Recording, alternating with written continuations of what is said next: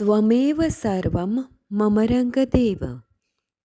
દત્ત ભાગવતનું બિરુદ પામેલ શ્રી રંગ અવધૂત શ્રી વિરચિત શ્રી ગુરુલીલામૃત ગ્રંથ આવાગમનના ફેરામાંથી મુક્ત કરાવે છે. જાણે બ્રહ્મરસાસ્વાદે ભર્યો નર્યો ગ્રંથ સાધ્યંત. આ વરદ અને ઔપાસનિક ગ્રંથને રંગબાળ શ્રી જગદીશાનંદજીએ સરળ અને સંક્ષિપ્ત ગદ્ય લેખન રૂપે વર્ષના દરેક દિવસ માટે એક પેજ તેમ 364 પેજમાં આ શ્રીરંગ બ્રહ્મરસાસ્વાદનું સર્વને રસપાન કરાવ્યું છે. તે ક્રમમાં દરરોજ શ્રવણ કરીએ. દત્તબાવનીના ગાન પછી આ એક પેજનું પઠન કરવું શ્રેયસ્કર છે. સપ્તાહ 21 સોમવાર.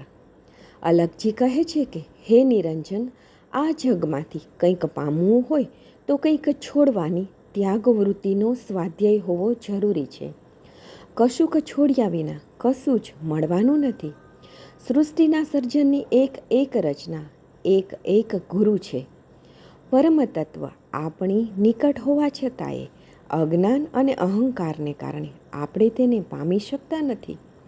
આત્મજ્ઞાનનું પરમતત્વ જે ક્યાંય ના મળે તે શ્રી સદ્ગુરુના સેવા સ્મરણ સર્વસ્વ સમર્પણ ભાવથી વિનય વિવેક અને નમ્રતા સેવતા સદ્ગુરુની પ્રસન્નતાથી આપોઆપ સહજ મળી જાય છે.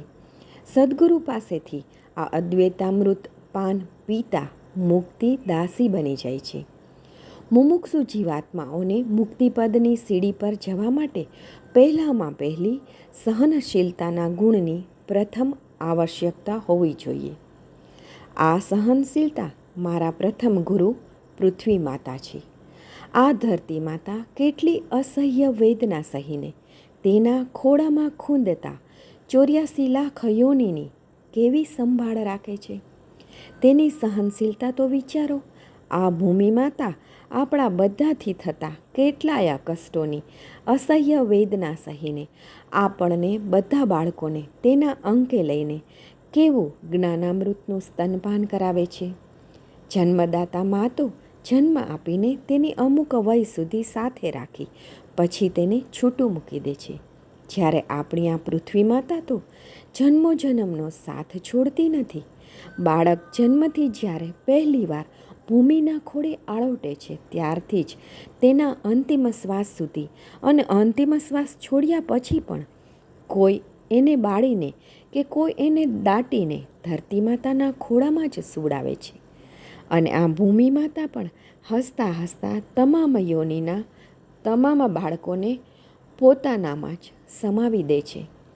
સૌ કોઈ પ્રાણી માત્ર આ ભૂતલે મલમૂત્રાદિક કરે, કોઈ થૂકે, કોઈ તીક્ષ્ણ હથિયારોથી ઘા કરીને, તેના અંગે અંગના કણે કણના ચૂરા કરીને ખાડો ખોદે, કોઈ અતિ અસહ્ય અગ્નિ પ્રગટાવી બાળે, કોઈ વાવ કૂવા તળાવ માટે ખોદે, કોઈ અન્યાધાર ન મળતા એના પર સૌ પ્રાણીઓ પોતાનું જીવન નિર્વાહ કરવા ઘર બાંધે.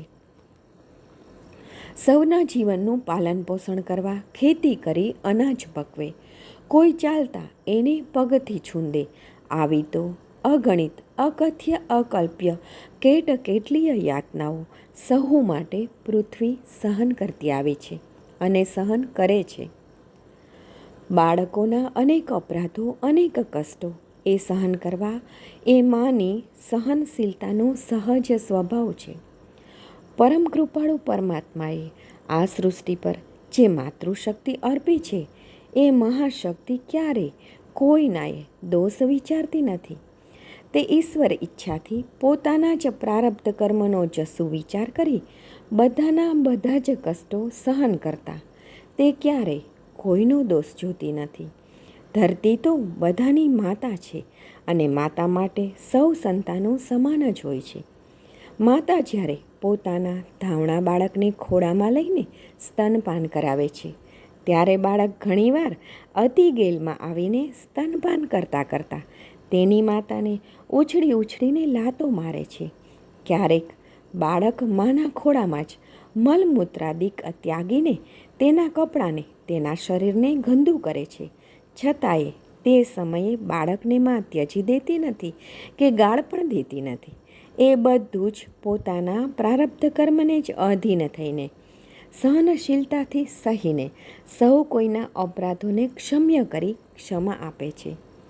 હે યદુ, પ્રથમ ગુરુ પૃથ્વી માતા પાસેથી હું સહનશીલતાનો પ્રથમ ગુણ શીખ્યો. બધાના બધા જ દોષો ન જોતા કે ન કોઈને દોષિત ગણતા, સ્વપ્રારબ્ધથી સ્વનો જ દોષ જોતા, કોઈની પર ક્યારેય ક્રોધ કરવો નહીં, સહનશીલતા કેળવવી જોઈએ. તોયે મુમુક્ષુ એ કદી ચિત્તે વિષાદ તેમ, સ્વપ્ને પણ ના આણવો જાણી પ્રારબ્ધ એમ. શ્રી ગુરુ લીલામૃત અધ્યાય 52 દોહરો 20. પ્રથમ ગુરુ પૃથ્વી, ધરતી, ભૂમિ. અવધૂત ચિંતનક શ્રી ગુરુદેવ દત્ત.